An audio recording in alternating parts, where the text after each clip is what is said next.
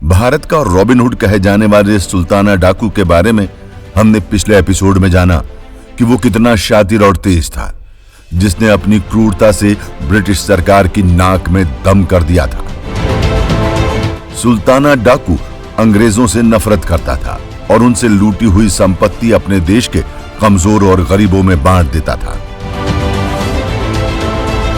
सुल्ताना की बढ़ती लोकप्रियता की वजह से एक अंग्रेज मेम भी उसकी दीवानी हो गई थी। मेम साहब ने सुना था कि सुल्ताना अमीरों को लूटकर गरीबों की झोली भर देता है।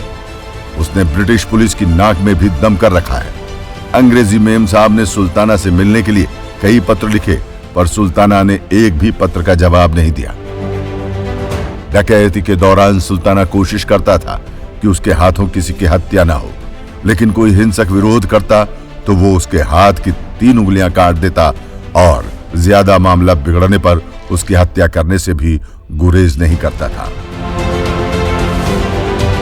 जिम कॉर्बेट ने अपनी किताब माई इंडिया के सुल्ताना इंडियाज रॉबिनहुड अध्याय में सुल्ताना डाकू के बारे में लिखा है कि भले ही वो डाकू था, लेकिन उसने कभी किसी गरीब से एक कौड़ी भी नहीं लूटी। जब भी किसी काम के लिए उससे चंदा मांगा गया, तब उसने पैसों से मदद की, इसलिए उसे रॉबिनहुड का तमगा मिला।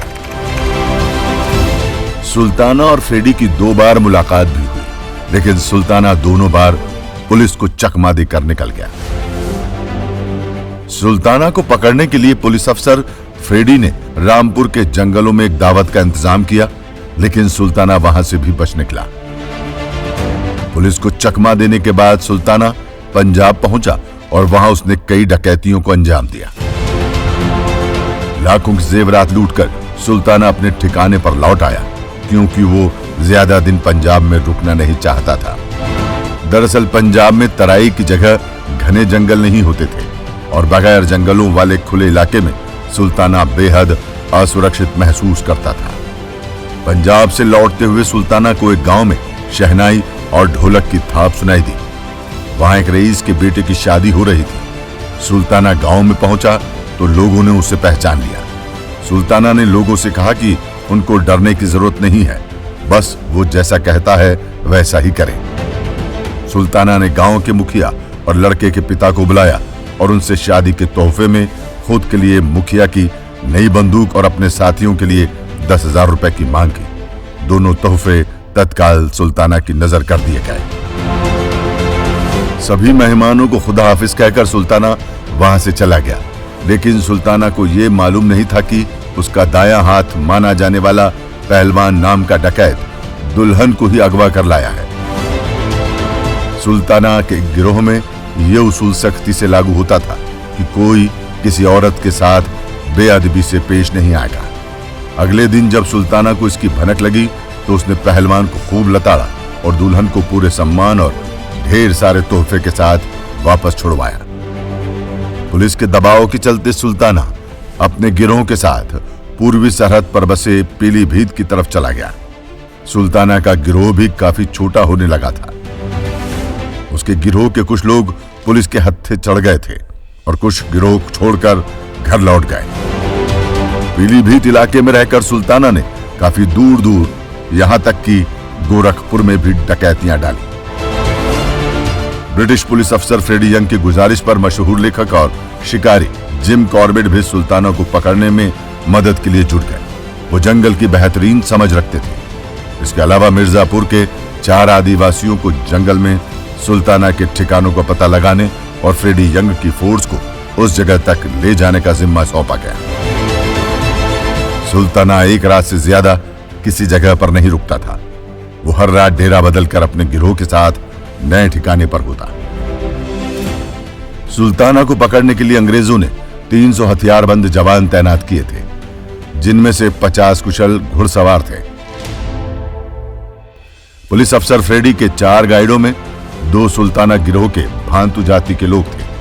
कुछ दिन पहले वे हरिद्वार के बाजार में पुलिस के हत्थे चढ़ गए थे और उन्हीं से सुल्ताना के इस अड्डे की जानकारी उगलवाई गई थी। सुल्ताना को पकड़ने के एवज में उन्हें आजाद करने का वादा किया गया था। पुलिस के लगातार हो रहे हमलों ने सुल्ताना के अड्डे को नष्ट कर दिया था। उसके बाद सुल्ताना अपने गिरोह के साथ तराई भाबर के बीच ठिकाने बदलते हुए घूमता रहा। उसके गिरोह में 40 ही डकैत रह गए थे, लेकिन सभी आधुनिक हथियारों से लैस थे। छापे में गंवाए हुए हथियारों की जगह सुल्ताना ने जल्द ही नए हथियार हासिल कर लिए थे। फ्रेडी ने ब्रिटिश सरकार से सुल्ताना से अपनी जिम्मेदारी पर हथियार डलवाने की इजाजत ले ली थी। फ्रेडी ने सुल्ताना को संदेश भिजवाया कि वो जहां चाहे जैसे चाहे उनसे मिलने आ सकता है। सुल्ताना ने फ्रेडी का न्योता कबूल कर लिया। सुल्ताना ने ही मुलाकात का वक्त, तारीख और जगह मुकर्रर की और संदेशा भिजवाया कि इस दौरान हम दोनों के अलावा कोई तीसरा शख्स नहीं होगा और हम दोनों निहत्थे होंगे। मुलाकात के दिन, तय जगह और समय पर जब फ्रेडी एक बड़े पेड़ के करीब पहुंचा तो पेड़ की दूसरी तरफ से सुल्तान बाहर निकला। ये मुलाकात बहुत दोस्ताना माहौल में हुई। एक तरफ सरकार की ताकत हासिल किए हुए लंबा चौड़ा मजाकिया मिजाज का फ्रेडी यंग था, दूसरी तरफ एक चाक चौबंद छोटे कद का आदमी जिसके सिर पर सरकारी इनाम था। सुल्ताना के हाथ में एक बड़ा सा तरबूज था। उसने तरबूज फ्रेडी यंग को भेंट करते हुए कहा, आप चाहें तो इससे बेझिझक खा सकते हैं। सुल्ताना को फ्रेडी यंग की शर्तें मंजूर नहीं थी, लिहाजा ये मुलाकात बेनतीजा रही।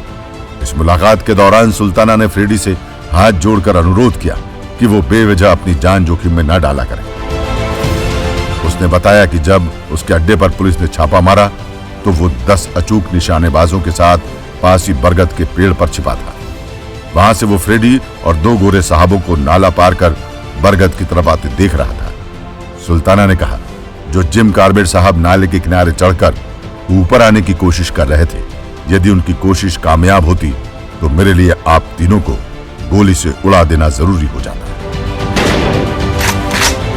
अगले एपिसोड में देखिए कि कैसे सुल्ताना ब्रिटिश पुलिस के चुंगल में फंसा और पुलिस ऑफिसर फ्रेडी ने उसके और उसके परिवार के साथ क्या किया। चैनल को सपोर्ट करने के लिए लाइक, सब्सक्राइब और शेयर करना ना भूलें। देखते रहिए RS Vlogs।